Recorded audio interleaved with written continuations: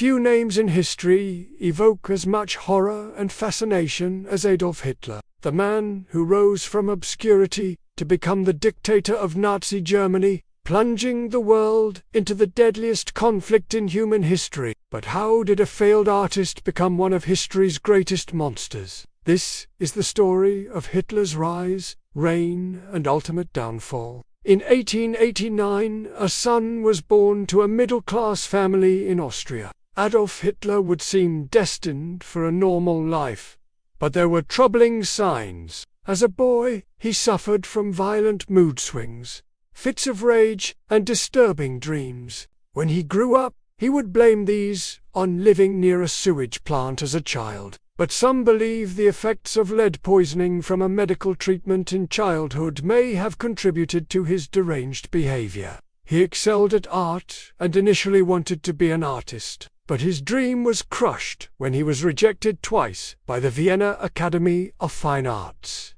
Hitler claimed anti-Semitism on the part of the Academy, but his application files show he simply lacked talent. Unable to make it as an artist, Hitler moved in with his half-sister and became increasingly radicalized. He blamed the Jews, communists, and other political extremists for all of Germany's woes. He even wrote the German Workers' Party, an early iteration of his autobiography, Mein Kampf.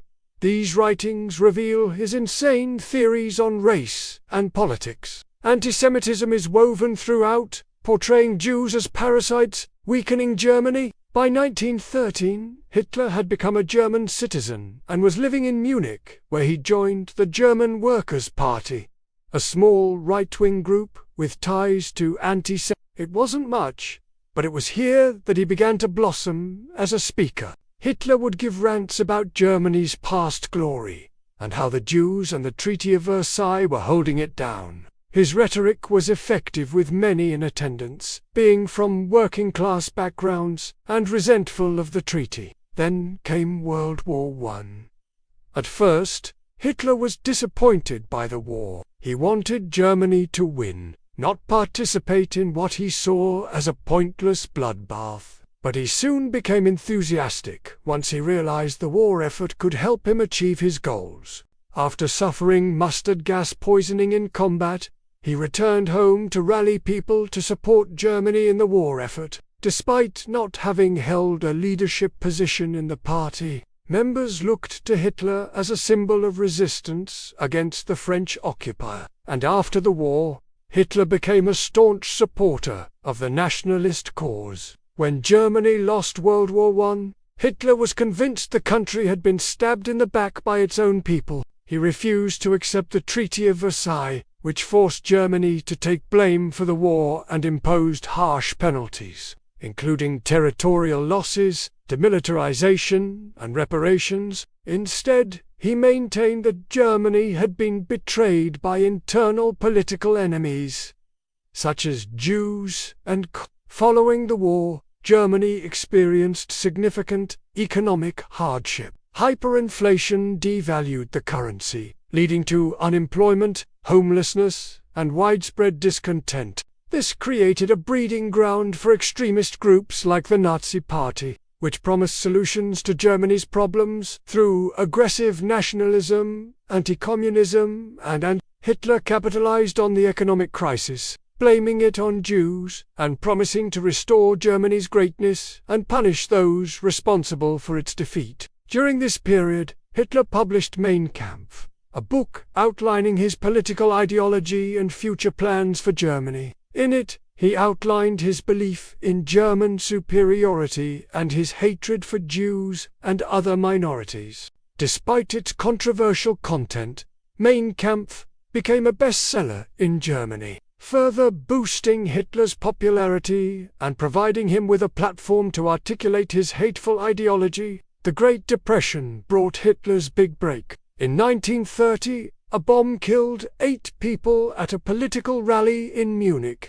Blaming Marxists, Hitler used the event to launch attacks on the government and its supporters. He was arrested for treason, but the publicity only helped him gain more followers. The following year, His party won 12 seats in parliament, and he established a political base. Exploiting fears of communism, Hitler gained support from wealthy industrialists and aristocrats who funded his campaign. Then came the Reichstag fire.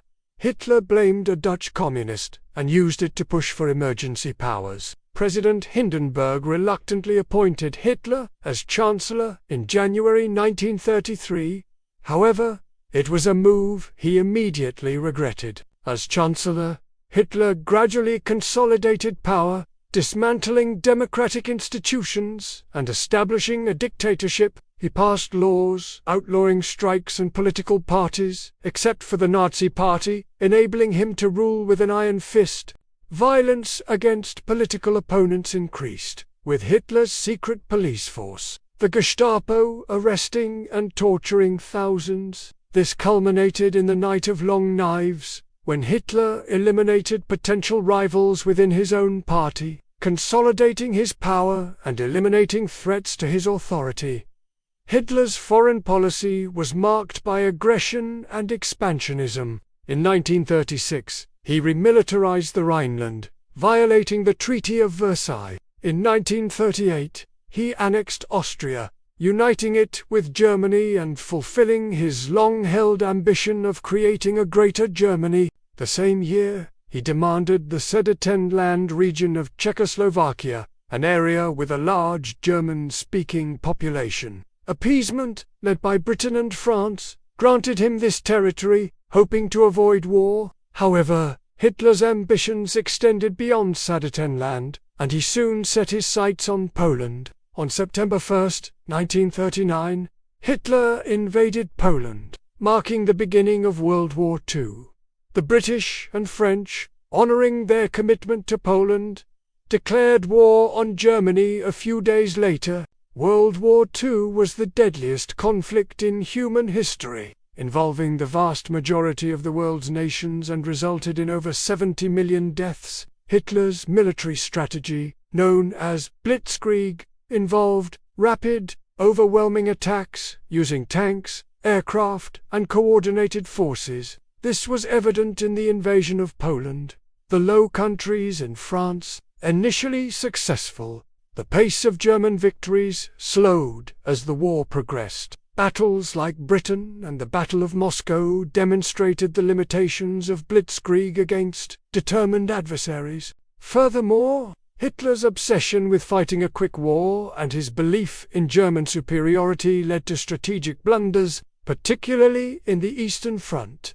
In June 1941, Hitler invaded the Soviet Union, driven by ideological reasons and the desire for living space. The German army advanced rapidly, but they faced fierce resistance from the Soviets, who employed scorched earth tactics. The winter of 1941–42 proved brutal, catching the Germans unprepared and leading to heavy casualties. Battles like Stalingrad became turning points in the war, marking the beginning of Germany's decline.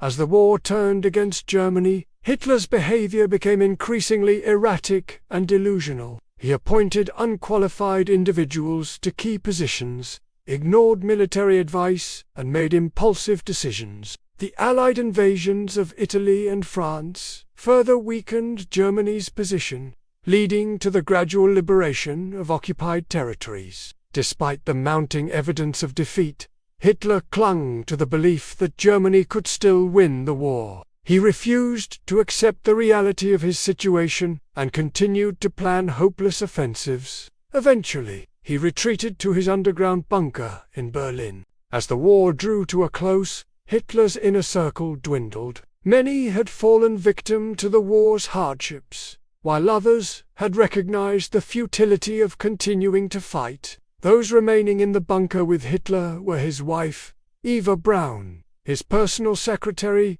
Traudl, and a handful of loyal aides and soldiers. They shared meals together, playing records from home and sharing fond memories of better times.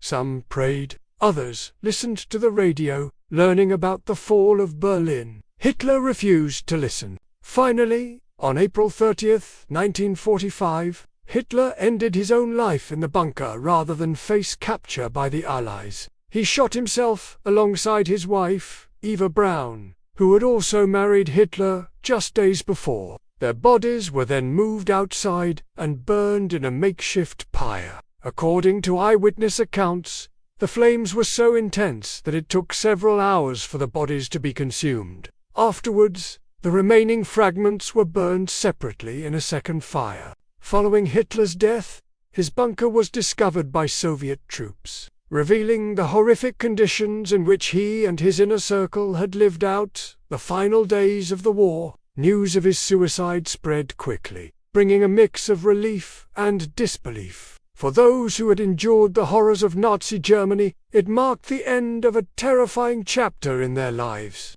But for many others around the world, it was a moment of profound sadness. The legacy of Adolf Hitler continues to cast a long shadow over the world. His name has become synonymous with evil, his face a symbol of hatred, and his ideologies a warning of the dangers of extremism. Yet despite the horrors he inflicted, it's important to remember that Hitler was a product of his time, a culmination of historical factors that allowed his hateful ideology to take root and flourish. If you find this video interesting, check out my other videos about Hitler's inner circle, including Joseph Goebbels, Heinrich Himmler and Hermann Göring. Also, stay tuned for my next video on the Red Army storming of Berlin in 1945.